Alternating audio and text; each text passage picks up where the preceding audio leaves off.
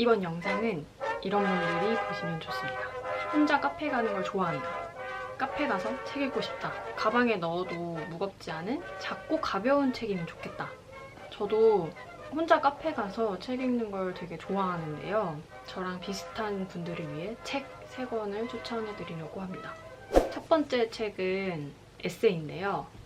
제목은 안녕은 작은 목소리로 라는 책이에요. 꼭 완독하지 않아도 괜찮은 그런 부담 없는 책을 원하시는 분, 또 좋은 삶의 태도에 대해서 생각해보고 싶으신 분, 내 일상을 좀 새로운 관점으로 바라보고 싶은 분들께 추천합니다. 이 책은 일본에서 독립서점을 운영하시는 마스우라 야타로라는 분의 책이에요.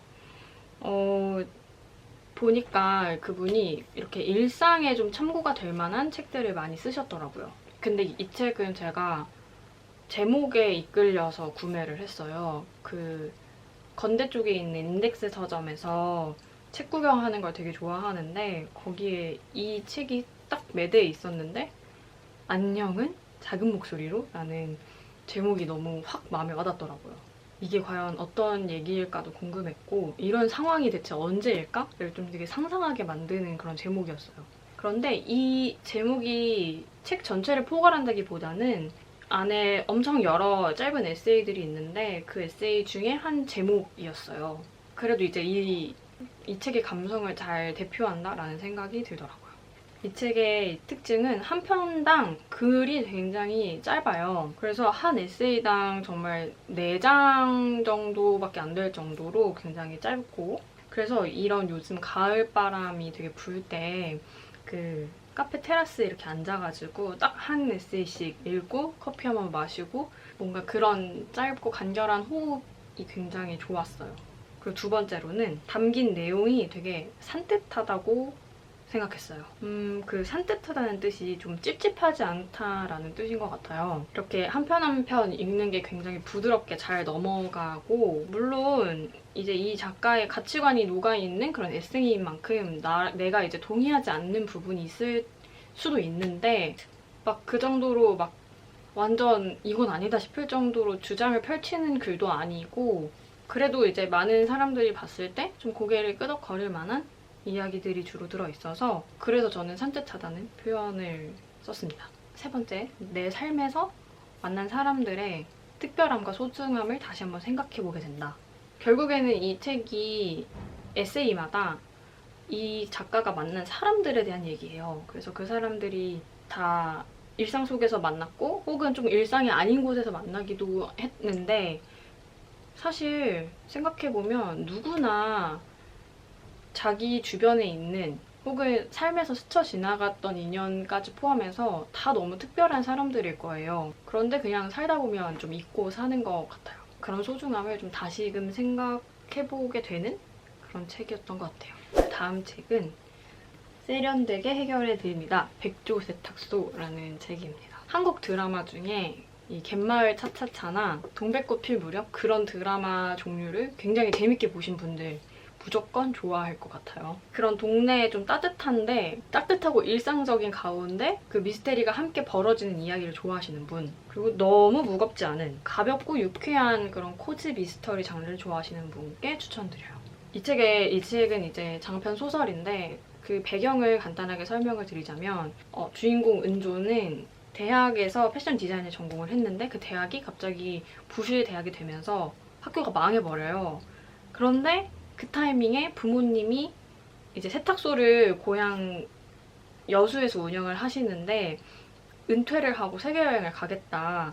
그래서 그 은조한테 세탁소를 맡기고 떠나버린 거죠. 그래서 은조는 일단 세탁소를 운영을 하러 여수에 내려오는데 이 동네에서 자꾸 이제 사건, 사고, 미스테리한 일들이 벌어지는 거죠. 그런데 은조가 그걸 외면하지 않고 피하지 않고 해결하기 위해서 동참하게 되면서 시작하는 그런 이야기입니다. 그래서 이 책은 장소적 배경이 그래서 되게 현실적이에요. 이제 여수가 작가님 고향이래요. 그 여수를 배경으로 이야기가 전개가 되는데 이제 직접 작가님이 살았던 동네인 만큼 그런 장소들을 되게 잘 가지고 노는 느낌. 더 현실감이 있고 마치 지금도 여수에서 그런 일이 벌어지고 있을 것 같은 느낌이 들어요. 또 생생하게 머릿속에 장면이 막 떠올라요.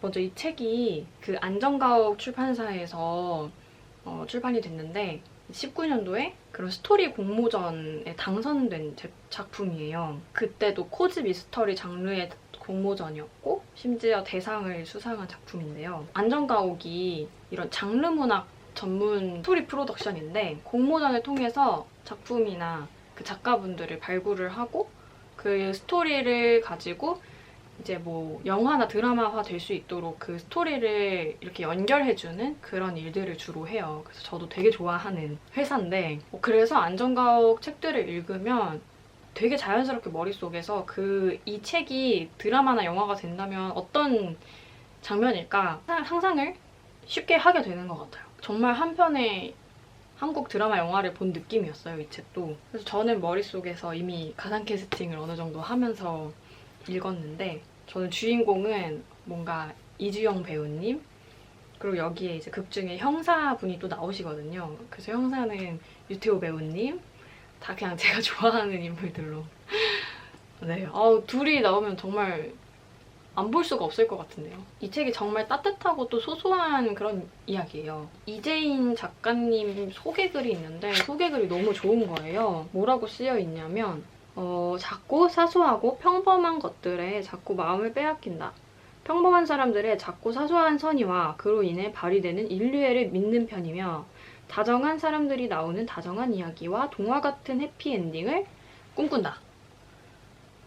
실제로 이 책에서도 사람들이 되게 작고 사소한 그런 선의들이 모여요. 되게 다정하기도 하고요. 어떻게 보면 되게 비현실적인 만큼 다정하기도 하는데 그래도 가만 보면 저희 현실에서도 종종 발견이 되는 그런 다정함인 것 같아요. 그래서 이런 다정함을 찾고 싶은 분들이 읽으면 정말 마음이 좀 따뜻해지지 않을까라는 생각을 합니다. 세 번째 책은 긴긴밤이라는 책입니다. 1시간 만에 책을 완독하고 싶은 분들 완전 추천하고요. 이 지금 현실에서 좀 잠시 떨어져서 다른 세계를 상상하고 싶으신 분, 마지막으로 비유적인 이야기를 읽고 해석하는 재미를 느끼고 싶으시는 분들께 추천합니다. 이 책은 이 문학동네에서 어린이 문학상의 대상을 받은 작품이에요. 저도 입소문으로 듣고 읽기 시작을 했는데 정말 좋았어요. 이 책의 두께도 그렇고 이 분량이나 내용을 보면 한 초등학교 고학년 분들이 읽으실 만한 그런 책인 것 같고요. 표지처럼 코뿔소와 이 펭귄이 나와요. 이 둘의 어떤 생애에 관한 얘기인데 되게 많은 이야기가 벌어지고 이 주인공들이 어떻게 이제 거기서 뭐 행동을 하느냐라는 그런 이야기예요. 그래서 이 책이 특징은 일단은 정말 짧아서 부담 없이 읽을 수 있다. 저는 1시간 정도에 정말 읽은 것 같아요. 사람에 따라 다를 수는 있는데 정말 그 정도 내외로 읽을 수 있는 책이고 중간중간에 이제 그림이 있어요. 그래서 더 빠르게 읽으시는 분들도 있는 것 같아요. 또 반대로 이제 또 뭐 어떤 부분 자기가 되게 마음에 들거나 생각을 하게 되는 부분이 있으면 또 더 이제 천천히 읽을 수도 있을 것 같고요. 그림이 진짜 너무 아름다워요. 제가 제일 좋아하는 그림은 이 표지 그림도 너무 좋아하고 이 둘이 뭔가 얼굴을 맞댄 느낌? 이것도 너무 좋고 저는 이제 밤에 긴긴 밤에 이렇게 또 맞대고 있는 그림도 너무 좋아하고 그림이 너무 예뻐요. 그래서 읽다가도 그림을 진짜 한참 저는 보기도 했어요. 이 책의 이야기를 어떻게 해석을 하냐에 따라 개인이 가지게 되는 이 책에 대한 의미가 정말 달라질 수 있는 것 같아요. 이 동물이 주인공인 이야기다 보니까 되게 비유적인데 저는 어떻게 읽었냐면요. 이 주인공들이 의도치 않게 위기를 계속 겪어요. 뭐 예를 들면 자연재해 같은? 그래서 사랑하는 사람들, 사랑하는 주변 동물들을 한순간에 잃어버리기도 하고 내 잘못이 아닌데도 계속 위기를 겪어요.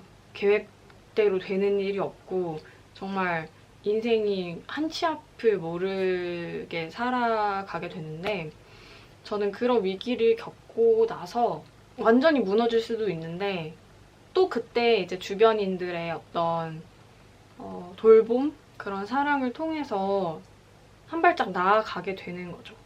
그런 이야기라고 읽었어요. 인생이 대부분 정말 고통이고 위기 가운데 늘 놓여 있는데 현재 함께 있는 사람들하고도 언젠간 이별을 하게 되고 또 마음이 아프고 이런 일들이 정말 연속해서 일어나는데 그럼에도 또 누군가를 만나게 되고 거기서 또 새로운 희망이 있고 그래서 한 발짝 한 발짝 나아갈 수 있다. 그리고 그 나아가는 발걸음이 절대 이제 강제나 타의에 의해서가 아니라 내가 자발적으로 움직이는 그리고 내 뜻이 있다면은 소중한 누군가와 이별을 하면서도 내가 발걸음을 옮길 수 있는 힘 그런 게 되게 중요하게 다가왔어요, 저한테는. 네, 저는 그렇게 해석을 되게 했어요. 그런 삶의 태도를 보여주는 책이다. 그래서 그게 저한테 되게 감동이었고 어떤 삶의 의지를 다시 생각해 볼 수 있는 그런 이야기라고 생각을 했어요. 그런데 저는 이 책을 독서 모임에서 같이 읽었고 모임 멤버들하고도 얘기를 나눠봤는데 너무 사람마다 해석이 다르더라고요. 누군가는 도전에 대한 얘기, 버티는 거에 대한 얘기, 뭐 연대에 대한 얘기 아니면은 전혀 무언가를 비유하지 않은 그냥 동화 속 얘기라고 읽으신 분들도 있어서 사람마다 진짜 다 다양하더라고요. 그래서 여러분들도 읽으시면 저랑 또 완전 다른 느낌을 받을 수도 있을 것 같아요. 그래서 저도 이제 여러분이 읽으신다면 정말 어떻게 읽으실지 궁금한 그런 작품이었습니다. 오늘 이렇게 추천드린 3가지 책 읽어보시고 카페에서 충분히 자신만의 시간을 보내면서 읽기 진짜 좋은 책이니까 이번 올해가 가기 전에 꼭 그런 시간 마련하시기를 바랍니다. 그럼 오늘의 영상이 도움이 되셨다면 구독과 좋아요로 응원해주세요. 댓글도 부탁드립니다.